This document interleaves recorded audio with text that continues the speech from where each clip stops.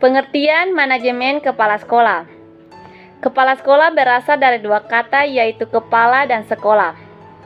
Kepala dapat diartikan sebagai ketua atau pemimpin, sedangkan sekolah dapat diartikan sebagai sebuah lembaga yang dalamnya terdapat proses belajar mengajar.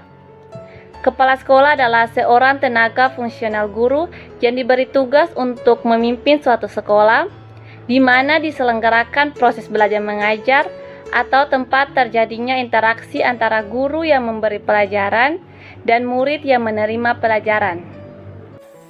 Tujuan manajemen kepala sekolah ialah untuk memberikan bimbingan, bantuan, pengawasan untuk meningkatkan mutu sekolahnya. Kepala sekolah dapat memperbaiki dan mengembangkan fasilitas sekolahnya. Fungsi manajemen kepala sekolah. Yang pertama, sebagai administrator pendidikan. Untuk meningkatkan mutu sekolah, seorang kepala sekolah dapat memperbaiki dan mengembangkan fasilitas sekolahnya, misalnya gedung, perlengkapan atau peralatan, dan lain-lain.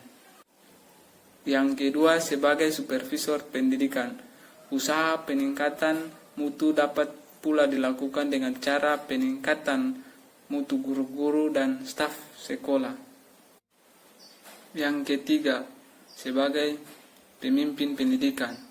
Berarti peningkatan mutu akan berjalan dengan baik apabila guru bersifat terbuka, kreatif, dan memiliki semangat kerja yang tinggi.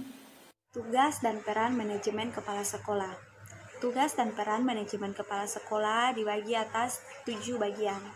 Yang pertama, kepala sekolah sebagai edukator atau pendidik. Sebagai pendidik, kepala sekolah bertugas untuk membimbing guru, tenaga kependidikan, peserta didik, serta mengikuti perkembangan iptek dan memberi teladan yang baik. Dalam melakukan fungsinya sebagai edukator, kepala sekolah harus memiliki strategi yang tepat untuk meningkatkan profesionalisme tenaga kependidikan di sekolahnya. Yang kedua, kepala sekolah sebagai manajer. Manajer atau seorang kepala sekolah pada hakikatnya adalah seorang perencana, organisator, pemimpin, dan seorang pengendalian.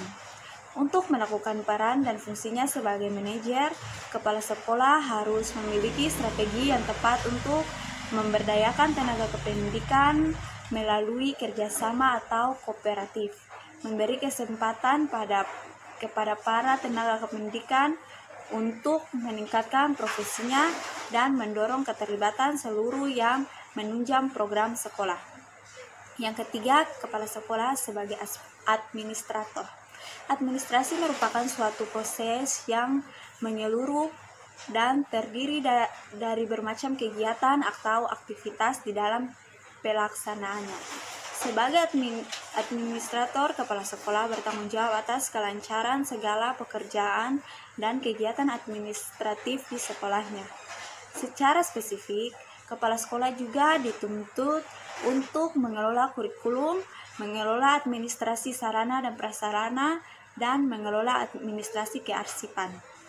Yang keempat, kepala sekolah sebagai supervisor. Sebagai supervisor, kepala sekolah mensupervisi pekerjaan yang dilakukan oleh tenaga kependidikan. Kepala sekolah sebagai supervisor mempunyai peran dan tanggung jawab untuk membina, memantau dan memperbaiki proses pembelajaran aktif, kreatif, efektif, dan menyenangkan. Yang kelima, kepala sekolah sebagai leader atau pemimpin. Sebagai pemimpin, harus mampu memberi petunjuk dan pengawasan, meningkatkan kemajuan dan kemampuan tenaga kependidikan, membuka komunikasi dua arah, dan mendelegasikan tugas. Yang keenam, kepala sekolah sebagai inovator.